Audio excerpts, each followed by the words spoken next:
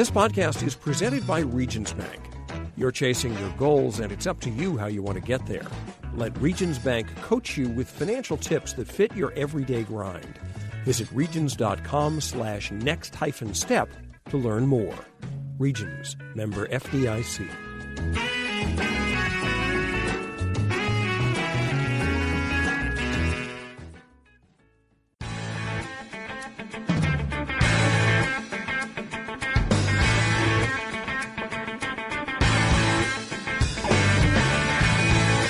Hello and welcome everyone to the AP Top 25 College Football Podcast. I'm Ralph Russo, the college football writer with the Associated Press. This week has been pretty interesting. This week has been a wild week. We are coming to you later into your feeds, a little later than usual, and by now you certainly know why. It has been a remarkable week in sports in the world. It has been a remarkable week in this country. From a sports perspective, as you know, everything has been canceled. There are no sports going on, and most relevant to us here in the college sports world, even though we are a college football podcast at this time of the year, at least for a week or so, we turn into a college basketball podcast because I cover some college basketball, and everybody loves March Madness. Everybody loves the NCAA tournament. The NCAA tournament has been canceled. So the last few days, while I was trying to get this podcast out to you, I have been covering that story, and it has taken up all of my time. So I have not been able to complete the podcast. A little behind the scenes, just for your edification.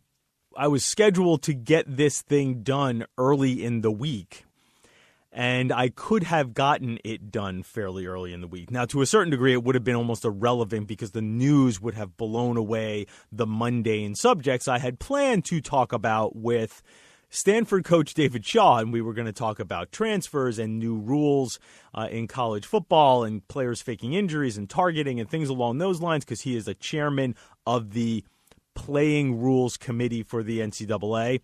So we were going to have a wide-ranging conversation with David Shaw, who usually is a very insightful coach who likes to think big picture, and we were going to talk a little bit about Stanford football. But we were supposed to do that on Tuesday, and we were all set to do that. The news and the world had not gone completely crazy at that point, but I had a technology failure here in the studio, so we were going to put it off until Wednesday. But at that point, momentum started building towards big news happening in the world of college sports and around the world in general. So Wednesday we had to cancel, and then at that point, I had started trying to make alternative plans of what I was going to do for the podcast without a guest. And then Thursday became another crazy day. So those went out the window. I recorded half of it, but we just punted on the whole thing. So now I am recording Friday morning. The news has not stopped, but it has gotten to a calmer place as far as the NCAA tournament is concerned in college basketball, because college basketball is done. And there'll still be a lot of reporting around the ramifications of that and also sort of insights into how we got here. There is no March Madness. There are no conference tournament games. There is no NCAA tournament coming up next week, and that makes us and me especially, I will talk for me, that makes me very sad. It makes me very sad because I love the NCAA tournament. Not just because I like to cover it, and I get the opportunity over the last 10 or 15 years to cover it in a lot of different ways, cover the Final Four, I think 6 or 7 times over the last few years. That's become a regular event for me. But I love it because it's also just simply one of my favorite things on the sports calendar. I love it even more than I think other things in sports. It's one of my favorite things in sports because, like many things in sports, but certainly those things, there's an excitement around it that I only get a few times in the calendar year. And what it really does, and one of the reasons why I love sports in general, but especially that event, and again, maybe a handful of other events, is because it makes me feel young again, right? I have the same feelings for the start of the NCAA tournament, for that first couple of days when there's 1,000 games going on, and the anticipation of that is great. And Selection Sunday, which is just awesome when that bracket gets filled out and you can spend hours staring at your bracket and consume all the preview content and try to determine what your useless picks will be. I love all of what goes into the selection show and seeing that play out. And again, it makes me feel nostalgic and it makes me feel young again because those feelings that I get around watching those events are the same as when I was 16 or 25 or 35 or 45. And now as I push 50, sports in general brings me back to moments and brings me feelings that I had when I was younger, similar. So I get a chance to relive those feelings and re-experience those things through sports in a way that almost nothing else in life gives me. And I have a feeling a lot of other sports fans probably feel that way. I have a lot of joy in my life in general. I have a wonderful wife. I have a great kid. I have a mostly healthy and wide-ranging family. I have lots of friends. I really love my job. I have some interest outside of sports, though really, quite frankly, not many. And I am lucky enough that my hobby is also my career. So when sports goes away, it is traumatic on a level that even though it's certainly fair that it goes away, and I understand why it's going away, and I'm not arguing that they shouldn't have gone away, I'm really not going to get into any of that on this podcast because I don't know if we would necessarily want to debate that, and frankly, I kind of want to get into some other things that are a little more fun. But I understand why they went away. But it's one thing to say it's just sports, we will be fine. But it takes so much out of your life when you are a sports fan and when you work in sports that there is a big void. There's a big void of joy. And there's going to be a little bit of a void of joy over the next couple of months, or probably the next few weeks at least, and maybe a month or so. That is going to be hard for me to replace. And a lot of that, the joy that comes from the NCAA tournament. And even though it also keeps me pretty busy because, again, like I have work responsibilities that go with that. So to a certain extent, that takes away from a certain amount of the joy, the pure joy, because if you're super busy, sometimes you sort of lose the perspective to enjoy what you're doing, and maybe you enjoy it more after. When you're working at an event like the Final Four, and after it's done, you certainly look back and go, oh, it was so cool to be a part of that. Though maybe within the moment of trying to write about a buzzer beater or something along those lines, when you're trying to write about Virginia's game last year, as I was sort of in the hot seat doing that, when you're trying to write a gamer that has flipped 4 times in the last 30 seconds, that is super stressful, but the accomplishment of having done that and being part of that and being allowed to play a small role in painting that picture to sports fans and being, again, part of it on a level that is not quite players and coaches, but you are contributing to the story of that tournament, that's a lot of fun, and you get a lot of joy from that. But it's a little different from sitting back and just simply watching the game. Anyway, joy. I think there's going to be a little lack of joy for all sports fans throughout the next month or so. We'll get through it. It'll be okay. It'll be just fine. You'll read more books and you'll binge more TV and maybe you'll spend more time with your family and your friends, and that's all good. I'm planning on doing some of that too. I'll still have work to do because, again, there's a lot of reporting to be done about the coronavirus wiping out sports for about a month and the ramifications moving forward. And again, how decisions were made in real time. Hopefully there might be some stories coming from me on that. Again, we are talking to you on Friday morning, so we are still piecing together what has happened over the last couple of days and looking forward to the next month or so without sports. But I felt I owed you a podcast. I think we're going to continue doing this podcast because, we're a college football podcast, so we were already in the off-season. We were already in off-season mode, previewing ahead, speculating, finding odd topics to turn into 30 or 40-minute conversations. Anyway, we were already in that mode, so we'll continue forward in that mode. But throughout all of sports content making, what we're about to get into is just a preponderance of lists, right? We're going to get into list radio, list podcasting, all kinds of canned material. Now, again, with college football, we were already into that season. We were already heading into that season. Spring provides us some news and some fresh content, but really, we were really starting to get into that overdrive of looking ahead towards next year, previewing teams, who's going to be in the way too early top 25, who are the Heisman candidates and things along those lines. So we were already transitioning to that. So I'm going to just embrace that. And we're not going to have a guest today because I just didn't feel like it was worthwhile tracking down some writer on short notice. A lot of my friends in the business are busy. It would be hard on short notice to grab coaches. Again, people have things going on. So you know what? I just decided for the first time in the history of this podcast, I am going to go it alone.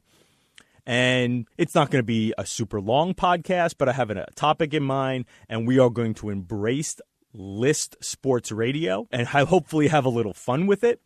We're going to go down that road, and what I'm going to do, because, and again, if you listen to this podcast, I'm sure you have a subscription to The Athletic, and if you don't, you probably should, and you probably follow all the people that I bring on to this podcast and read their content as well. So when I say that we're about a week removed from Stuart Mandel from The Athletic and Bruce Feldman from The Athletic and Fox putting out their top 25 college coaches lists, right? And when those things come out, I am very good friends with Stu and Bruce. They have been on here. So what ends up happening is when those things come out, while you tweet your complaints at them and maybe hit them up in the comments and tell them how stupid they are for having this guy number 5 and this guy number 12 and how could you leave this person off, I do the same thing with them. Now, I maybe do it in a more friendly tone, but I do the same thing, but I text them. So I will go through their list and listen to their podcast and text them throughout their podcast. I will do this with Andy Staples and some other folks. I will do this with a lot of my friends. Read their content, listen to their content, and then text them, hey, I think you got this wrong, or I disagree with this opinion. And it's kind of fun. But because I do that all the time with their top 25 coaches lists, one of the things I never do is do my own. And Bruce and Stu will kid with me that I have 40 coaches in my top 25, because when we talk about it, and I've talked about it even on their podcast a couple of times, they'll throw out a name and I'll be like, oh yeah, he's definitely in my top 25. I don't have a top 25, but he seems like a top 25 guy, and he seems like a top 25 guy. And you realize all of a sudden you've said yes to 15 guys and you haven't even talked about Nick Saban and Dabo Swinney. So I'm putting myself on the spot. I'm not writing an article on this, but I am going to, when I post the podcast, so as you're listening to this and you're wondering what my full list looks like, you probably know this, but my Twitter account is Ralph D. Russo AP. Ralph D. Russo AP. I will, when I tweet out the podcast, go to my feed, I will also tweet out just a screenshot of my list. I did it in my notes app. Please respect my decision. I'm reopening my commitment, right? It looks like one of those notes, but it's just a list of my top 25 coaches. I will tweet that out along with a link to the podcast. So if you don't get your podcast through this podcast through my Twitter feed, just go to my Twitter feed, Ralph D. Russo AP. There's not going to be a ton of stuff in there in that feed these days. I've sort of stayed away from just tweeting a lot of rando stuff because there's serious news going on. And again, I don't want to necessarily give my opinions on coronavirus. Frankly, nobody cares about what my opinion of the situation is. But I have been tweeting out news as I've covered it. So it shouldn't be too difficult to find my list on there. I'll tweet it out a couple of times.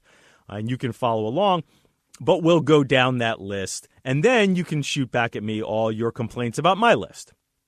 So we are embracing list sports radio here on this podcast, on the AP Top 25 College Football Podcast. It's a kind of a special episode because there is no guest. Thanks for listening, as always, to the AP Top 25 College Football Podcast. You can find us on Westwood One Podcasts.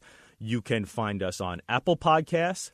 Please subscribe so you don't miss an episode. And if so inclined, give us a good review. It helps us find more college football fans, and it helps more college football fans find us. I think I twisted that around from the way I usually do it. We'll come back with my top 25 college football coaches, and away we go.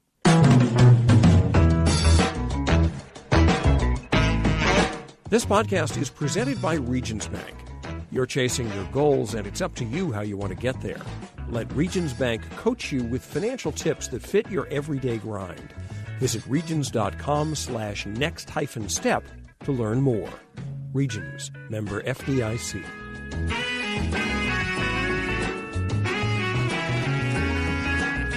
So I'm back on the AP Top 25 College Football Podcast. This is Ralph Russo, college football writer with the Associated Press. No guest, just me. For, I don't know, maybe we'll go 15, 20 minutes. I don't know if we're going to go too much longer than that. I don't know if I can necessarily carry a show by myself for a whole lot longer than that, though I think other people who know me might say, no, you could definitely talk that long. I just don't think you could talk and be interesting for that long. So I definitely have the capability of talking longer. How interesting I can be for a long time is up to you. We'll try to be interesting and energetic and embrace list radio. And we're going to do our top 25, or my top 25 college football coaches. I've been tempted to continually pick at this list and to even today, like, move things around. And I will say this list today could probably look different tomorrow and probably look different yesterday. I think any day I wake up, I could find myself talking myself into different places for some of these coaches. That's another way of me saying don't take it that seriously, because I'm not even sure if I'm that committed to the order day to day. I've tried to not make too many moves in the last day or so, to let it sit.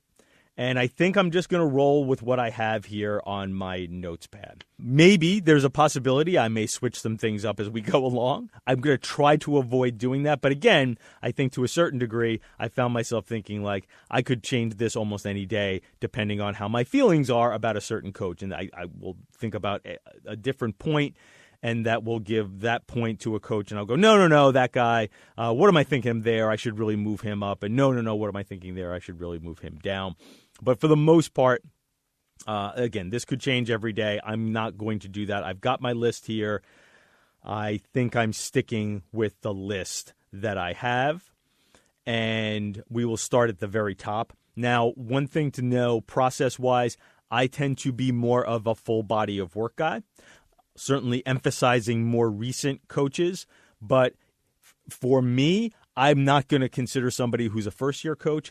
Generally speaking, I would probably even steer away from guys who've only been head coaches for 2 years.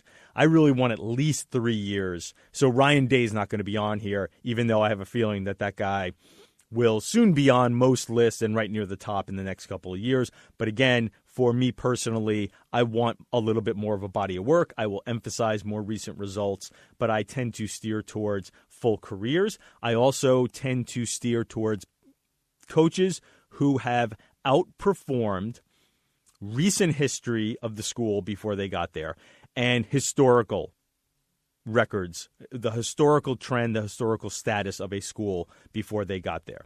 So coaches who do better than what would be expected at those particular jobs, I tend to give a little more weight to that. But again, it's all a balancing act, and you will, throughout this list, you will be able to point out inconsistencies, right? You're trying to come up with the sweet spot by taking a bunch of factors into play. So there's no doubt at some point I will contradict myself and say, this coach is ahead of this coach, and you will be able to come back to me and say, but what about full body of work? But what about recent history? But what about comparative, comparing what he has done to the history of the program? And to that I will say, yes, you are right, but it's impossible to be consistent throughout a list like this, because there is you weigh those things.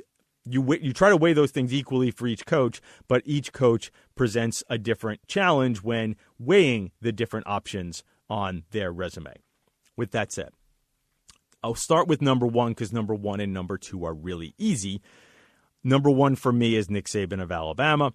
Number two is Dabo Swinney of Clemson. Conceivably, you could have them tied. I could even make the case, and I'll very quickly make the case, even though I'm not going with that case, I will make the case for Dabo as number one. The case for Dabo as number one is he has done something that is maybe the toughest thing to do in all of college sports, certainly college football, and that is raise a program above its historical status. Alabama has always been at the top of the food chain historically in college football. Clemson has always been a tier below the very top programs in college football. Dabo has been able to raise Clemson's profile to a height it has never been at before. That would be the argument for Dabo. I will take Saban's full body of work. And the fact that he was able to raise the status of programs that don't necessarily have the historical success that Alabama has had in places like LSU that had been down for a while, and he brought a national championship there. He was successful at Michigan State at a time when Michigan State was looking for some direction and to be raised up a little bit. So I will take Nick Saban at number one. I'll take Dabo Swinney at number two. And then it immediately becomes tough, it immediately becomes trickier and immediately becomes places where you can have some arguments, some real arguments, because as Stuart Mandel, my buddy, noted in his column on The Athletic, there's been a bit of a brain drain in college football, and over the last few years, there's been coaches who would have clearly been top 5, top 10 coaches who have stepped aside or maybe lost an inch off their fastball. Most specifically, Urban Meyer would have been a lock top 5. Chris Peterson was pretty much consensus top 5. And even a guy like Mark D'Antonio just a few years ago would have certainly been a top 10 coach. All of those coaches are gone, and I'm probably forgetting a few others. And again, there's also a sort of a list of coaches who have maybe had so many issues over the last couple of years that it's hard to get them on to. Would have been a top 10 coach maybe 5 or 6 years ago, but maybe have a hard time to even show up on the list. And that's a guy like Chip Kelly, who's got an enormous resume, but has had such a difficult time in recent years. It was hard for me to even work him on my list. So number 3 for me, and this I'm sure will win over a ton of people, is Brian Kelly from Notre Dame.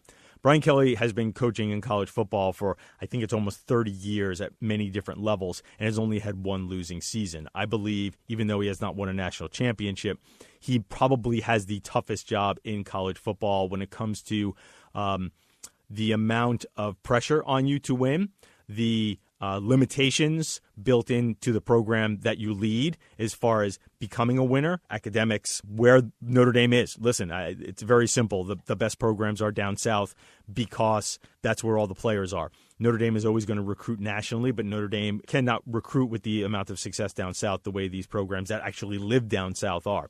Pressure of schedule, having to play so many night games, having to be on TV all the time. There is a standard that has been expected at Notre Dame that hasn't been reached in a while, that there was a long gap that it was not reached consistently before Kelly got there. Kelly has now, especially in recent years with, I think it's now 4 10-win seasons in the last 5 years, is reaching standards at Notre Dame that hadn't been reached since Lou Holtz, that sometimes I think people really didn't know could be reached anymore. He's not winning national championships, but I still think the job he has done there to create a Notre Dame that's sort of in the second tier right after the very elite programs consistently has been remarkable. The job he has done at places before Notre Dame, where he has been very successful, even at the D2 level, has been remarkable. And again, outkicked the coverage to a certain degree, to use that phrase. He has been more successful at the places where he has gone than predecessors. To me, that puts him number 3 on my list. Number 4 and 5 was very difficult for me. I tend to think body of work. I tend to think longer career. So 4 and 5 was a debate to me between Ed Orgeron at LSU, who's obviously over the last 2 years has had remarkable success, including a national championship. And really, when you dig deep into that, record against top 25 teams, record against top 10 teams, things along those lines have been really remarkable. He has won a ton of really big games, including being the coach of a team that went 15-0 against a really hard schedule, blew people out. You could make an argument was one of the greatest single seasons in the history of college football, what LSU did last year. He is the head coach of that team.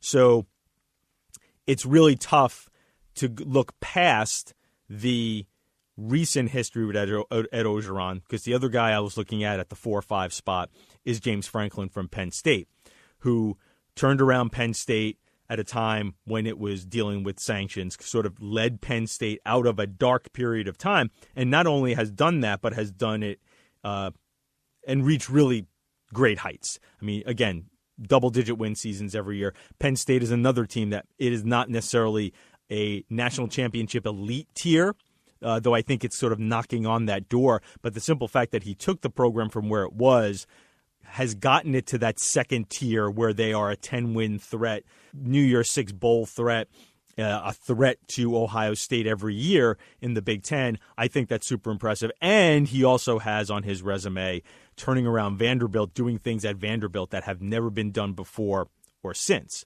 So, again, I've gone back and forth on who's 4, who's 5 there. On the list right now, I have Ed Orgeron at number 4, so I guess I'm going to keep that. And I told myself I wasn't going to switch around the names during the show. So I'm going to keep Ed Orgeron at 4. I'm going to stick with James Franklin at 5. At 6 and 7 is a combination, too, because I think they're in the same boat. They're relatively new coaches who have had a ton of amazing success at programs that are built to succeed. So in some ways, my second guessing myself on Kirby Smart at number 6 and Lincoln Riley at number 7, I'm already second guessing myself because I'm not sure if if I'm holding them to the full body of work standard. I'm not sure if I'm holding them to the have they done better than their predecessors? Have they achieved more than what is historically expected of their programs? You can probably hold that against them, but they've had so much success over the last few years, and I do want to emphasize the last few years, that I'll put Kirby Smart of Georgia at number 6, and I'll put Lincoln Riley of Oklahoma at number 7. Number 8 is more of a body of work coach. Gary Patterson. TCU has hit some bumps in the road the last couple of years, but again, I don't know if anybody has done more to build up a program from you were in one status before and now you are in a different status now. And in some ways, quite literally, because Gary Patterson is responsible in many ways, maybe the most responsible person for TCU being in the Big 12, for being a Power 5 school. Without the success that they had in their nomadic years bouncing from conference to conference under Gary Patterson, they probably wouldn't be in the Big 12. And while they have not been as successful in the Big 12, the simple fact is they have been successful in the Big 12. They have reached a certain level of success and consistent success in the Big 12 that probably would have been doubtful a few years back before they got in. I think there was some skepticism of what that would look like. And while, again, they haven't reached a high level in the Big 12 every year, they have competed for championships relatively consistently in the Big 12.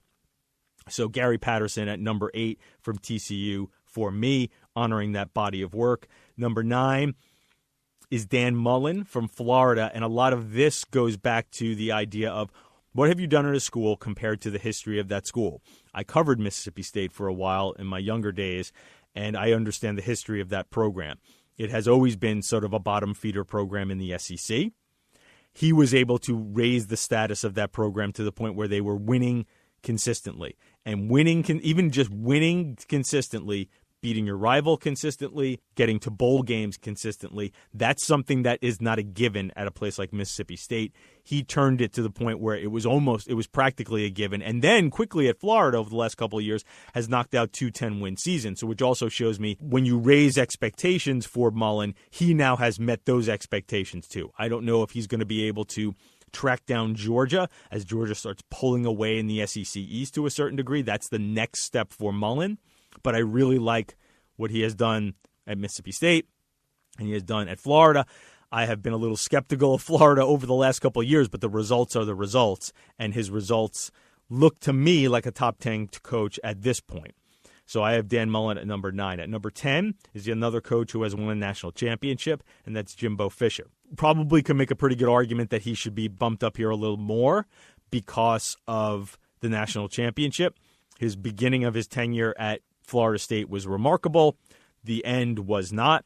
And so far at Texas A&M, he has not distinguished himself to be anything more than on the right path, right? He certainly hasn't done poorly at Texas A&M, but a couple of 8-9 win seasons is nothing necessarily to praise. I don't think there's any reason to go overboard with what Jimbo has done at Texas A&M, but we can see that could totally change in the next year or so if he has Texas A&M really challenging the powers in the SEC West. So if you want to argue that I didn't give enough respect to his national championship, that's fine. I have Jimbo Fisher at number 10, mostly because of that national championship and the way things were at the beginning, a dominant run early at Florida State, whereas it ended poorly at Florida State, so that also docks him a little bit. The national championship is really what's driving him at number 10. I think I could probably make myself a more of an argument for dropping him than for pushing him up, but the national championship will give him number 10. Number 11 is Mike Leach at Washington State, who has helped change the game with his air raid offense. I think, again, relative to the success that these programs have had before and after he got there.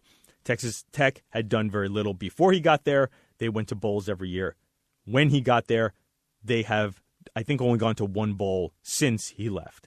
Washington State was a train wreck before he got there, he gets there, takes a couple of years, and Washington State reaches some heights that it had never reached with any other coach. Some double-digit win seasons, some consistent winning at a place where consistent winning is not a given, and not to mention the fact that he has helped literally change the game and literally change offense, the way offense is played throughout all of college football. So you give him a little bit of a bonus point for that, but really it's more about, as great as the offensive mind is for Mike Leach, I think he gets a little underrated as a program builder. We'll see how that works out in the SEC.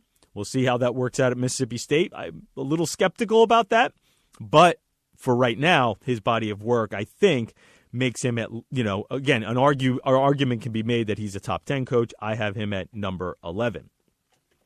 At number 12, I have Kyle Winningham from Utah. Now, 12 was a spot that I tinkered around with a little bit, and you'll find out why, because with the next coach I bring up, Winningham, he was the successor to Urban Meyer. So sometimes it's hard to compare him to Urban because Urban, even in his very, very short time at Utah, really got things rolling there and led to the Utah that became a Pac-12 school, that went from a Mountain West school to a Pac-12 school. But Winningham has done a really good job of sustaining that.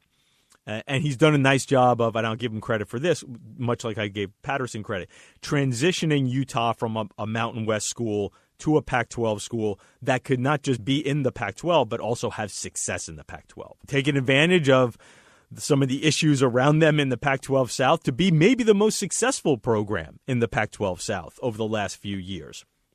Kyle Winningham is number 12 for me. Number 13, and I'm sure I will hear it on this, is Jim Harbaugh. And I had Harbaugh as high as in the running for being 10, 11, 12. I finally settled on Harbaugh at number 13. I know to a certain degree his Michigan tenure has been somewhat disappointing. I think you cannot call it anything but disappointing, or at least, again, somewhat disappointing, because if you don't beat Ohio State at Michigan, that is a disappointment. And he has had 5 years to do it, and he has not done it, and he hasn't been particularly close any of those times. Unfortunately, the one time he was close, and it would completely change the narrative on Harbaugh if they had beaten Ohio State at the shoe in the J.T. Barrett, first down, gets the first down in an overtime game. Is it or is it not a first down? If they win that game, if they don't get that first down, Michigan becomes a completely different story under Harbaugh with a victory against Ohio State, possibly a playoff appearance, and who knows what happens from there. However, the narrative on Harbaugh right now is we only judge him for his failures. I don't think that's necessarily fair. And I think relative, again, to recent history of where Michigan was, and even compared to where Michigan was under Lloyd Carr and Bo Schembechler, which is many, many moons ago, Harbaugh is not that far off the pace of what those coaches did at Michigan. And certainly he is done a lot better than the recent history that preceded him at Michigan, where it was really a disaster. So I give him some credit for his time at Michigan. I also have to give him a lot of credit for saving a Stanford program that was totally in the dumps. And I also give him a lot of credit for taking a 49ers team that had been struggling for many, many years. I think it had gone almost 10 years without a playoff appearance, and immediately getting them to the NFC Championship game, a Super Bowl, and another NFC Championship game. Did not win a Super Bowl, but that is part of his resume too. So even in this time throwing that out there, I almost feel like I could convince myself that I should have had Harbaugh a little higher on this list. I should have had him 10, 11, or 12, but I settled for him at number 13, and you guys can have fun killing me for that. At number 14 is a little bit more of a futures pick. I really think Matt Campbell has the stuff to be one of the most successful coaches in college football for a long, long period of time. Right now, he is at Iowa State, and I think he has done really good things at Iowa State, again, relative to success that would be expected at Iowa State. This is a program that is not a given to get to a bowl game every year. This is a program that is usually at the bottom rungs of the Big 12, and he has gotten them into position where they can, sort of pseudo-contend in the Big 12, but get to bowl games, have winning records, beat teams that they normally don't beat in the Big 12, beat an Oklahoma, beat a TCU and a Baylor, beat the teams that are supposed to be the strong teams in the Big 12 like Texas.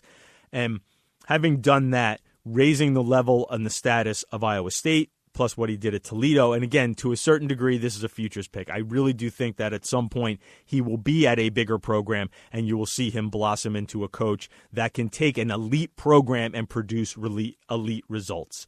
If you want to bang on me for being a little too bought in on Matt Campbell early in his career, that's fine. But I have Matt Campbell at number 14 on my list of top 25 college football coaches.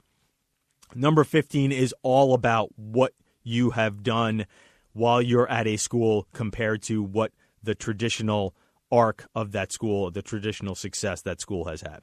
Northwestern, before Pat Fitzgerald, was a school that had one of the one of the worst track records in the history of the Big Ten. There were some small pockets of success in its history, but Northwestern football for many years was an absolute disaster. It got a little better before when Randy Walker got there and during the Gary Barnett era. Fitzgerald took over for Randy Walker when Randy Walker had a heart attack and died in the early 2000s. Fitzgerald has been there for about 15 years. And again, the simple fact that he has made Northwestern football competitive. He has come up with a blueprint to make Northwestern football consistently competitive, and boy, did they stink last year. So it makes it a little hard to argue for a guy who was number 15 on my list as the 15th best coach in college football coming off such a bad year. But he has been able to maximize Northwestern football in a way that has never been done before, in a sustained way. So I will have Pat Fitzgerald at number 15 on my list. I'm convinced, again, if he was to decide to go someplace else to a program that expects elite results, he could deliver those elite results. I have him at number 15. Number 16, again, body of work. You could probably make the argument that he should be a little higher, is Mack Brown from North Carolina. Mack Brown's tenure at Texas, his first 10 years at Texas, stack up with some of the great coaches of all time. He is a Hall of Fame coach. He stepped away from a little while. His tenure at Texas did not end well. It was very bumpy. He comes back last year at North Carolina, a place where he had previously coached, and he did great. He did great last year. He already took a team that won only 2 games the year before and had them in a bowl, had them winning a bowl. So I'm restoring a lot of that Texas greatness onto his record. I'm lifting up that resume because he did so well last year and putting him at number 16, Mack Brown from North Carolina. He's number 16 on my list. Again, a Hall of Famer who has already shown signs of making North Carolina relevant again. He did it once. He's already shown signs of making them relevant again. Number 17 is another young guy. And again, you can make the argument that I'm too high on Matt Campbell and maybe not high enough on P.J. Fleck at Minnesota, who led Minnesota to one of its best seasons ever last year and seems to be building a team that might be able to contend consistently in the Big Ten West. Previously, he took a terrible team at Western Michigan and got them into the Cotton Bowl. So again, if you want to bang on me for being higher on Matt Campbell than P.J. Fleck, go right ahead. But I think P.J. Fleck at number 17 seemed about right for me. At number 18, I have David Shaw from Stanford. Yet again, body of work. Long period of time of high-level success at a place where it's not easy to have success, though he did not build it at Stanford. He took it over from Jim Harbaugh and has done great since. Stanford has been on the decline. I had Shaw even a few places down, and I could argue to myself that I might want to bump him down a little bit on this list, but I kept him at 18 because of a long track record of success at Stanford, even though he's coming off a terrible year. If you want to say I didn't put enough emphasis on recent results, that's fine. I'm sticking with Shaw at number 18. At number 19 is a guy I know I will get some pushback from, and that is Paul Chrys of Wisconsin. He's done nothing but win and win big at Wisconsin. I think the only thing I knock him for or dock him for, and again, if you want to tell me that he should be 4 or 5 spots up here, I could deal with that. I certainly wasn't thinking of him as top 10 or even top 12 or 13. I think maybe I started really wondering about him around 13, 14, 15. Paul Chrys is number 19 because I've seen the culture and the infrastructure and what Barry Alvarez built at Wisconsin as something that he simply just needs the right guy in there who buys into that to continue the success. So that might not be fair, but I view Paul Chrys through the lens of a great fit for Wisconsin who is able to take the Wisconsin blueprint and execute it. I'm not necessarily sure if that is more credit to Paul Chrys or more credit to the machine Wisconsin has built and Chrys being a part of that. So that's my only hesitation on having Chrys higher on this list, even though his record has been tremendous. I have him at number 19. At number 20, I have Gus Malzahn at Auburn. And I got to tell you, most of this is just simply based on the fact that he's beaten Nick Saban 3 times in Alabama. I know we go through the machinations of Auburn, and is Gus on the hot seat? Is Gus getting a contract extension? It's a program that has a little bit of schizophrenia in it, but the simple fact that he keeps them good all the time compared to their historical norms, Gus Malzahn has been a successful coach at Auburn, and that he is competing against an all-time great program in Alabama that is his main rival. His main rival is maybe the greatest program in the history of college football, and that's what he has had to be judged against every year. So I grade him a little bit on the curve because of that and the fact that he's beaten Alabama 3 times, and who else has done that? So I will give Gus Malzahn the number 20 spot on my list. Number 21 is Mike Gundy. Perfect example of a coach somewhat like Pat Fitzgerald, who took a program that has always been, let me rephrase that, because Oklahoma has had greater success than Northwestern, but what he has done is he has lifted the status of Oklahoma State to the point where it is a consistent winner. It has a better chance to beat Oklahoma, and I think that's one of the reasons why I probably have Gundy behind Gus Malzahn. It's simply the fact that they are still very much entrenched as a program behind Oklahoma. As great as Gundy's tenure has been, very rarely have they beaten Oklahoma, but nonetheless, he has raised the profile of that program, gotten them to win at a level that has not been done before, and to do it on a consistent basis. So I have Mike Gundy at number 21. At number 22, I have Ken Niumatalolo from Navy.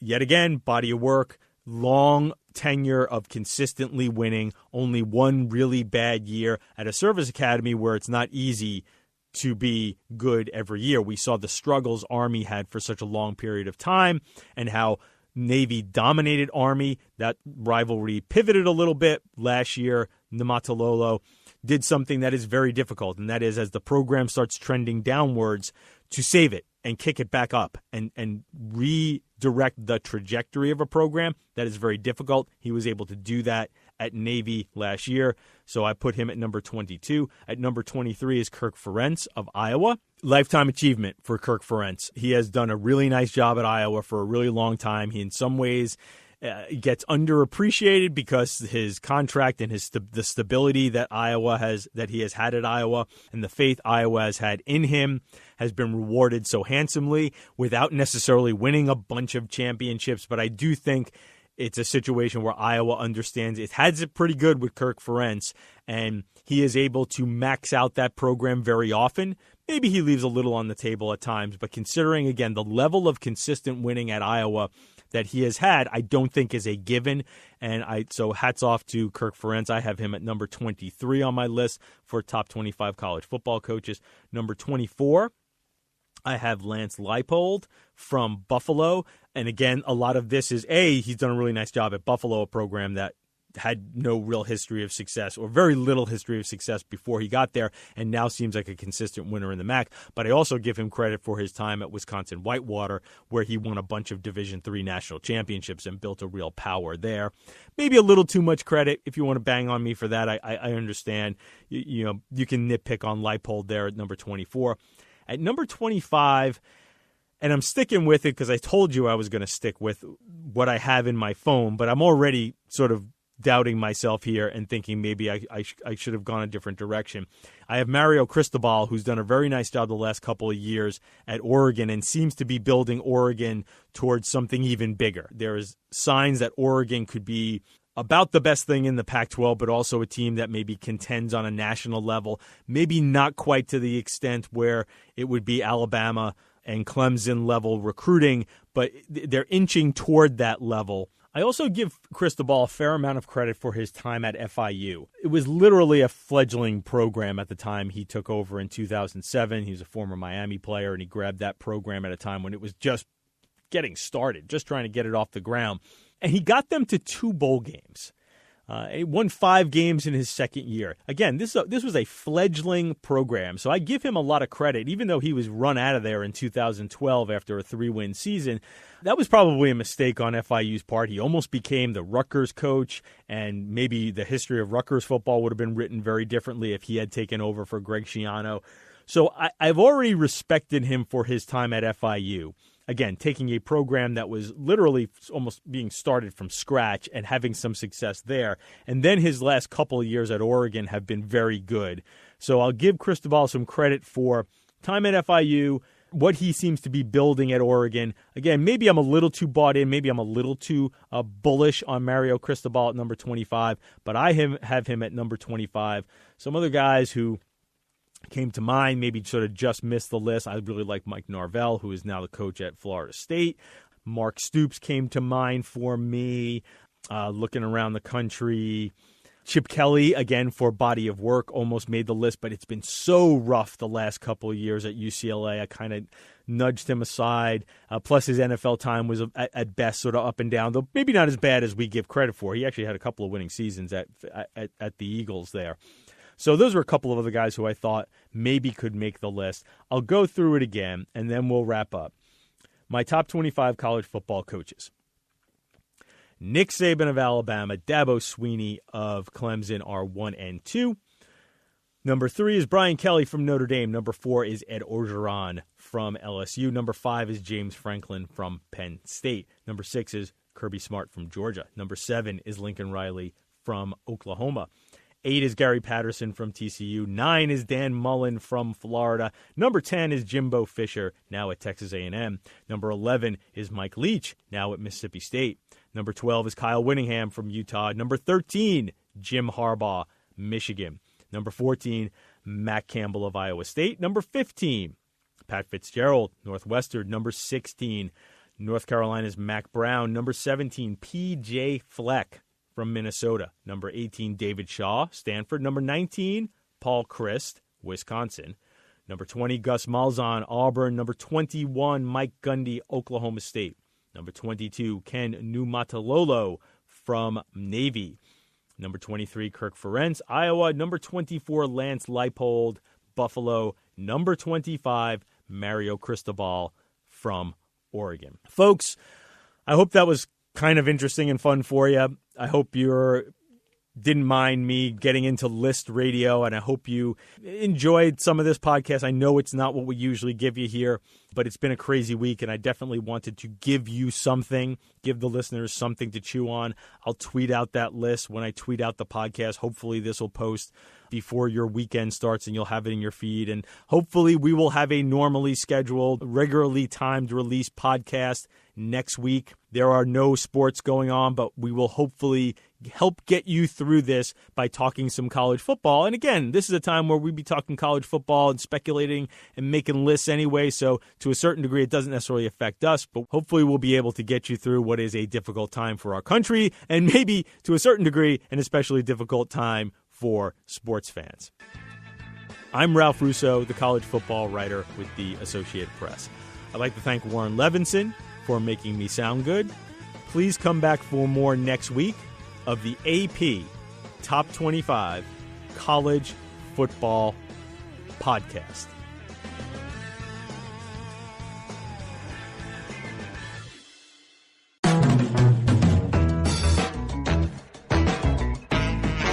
This podcast is presented by Regions Bank. You're chasing your goals, and it's up to you how you want to get there. Let Regions Bank coach you with financial tips that fit your everyday grind. Visit regions.com/next-step to learn more.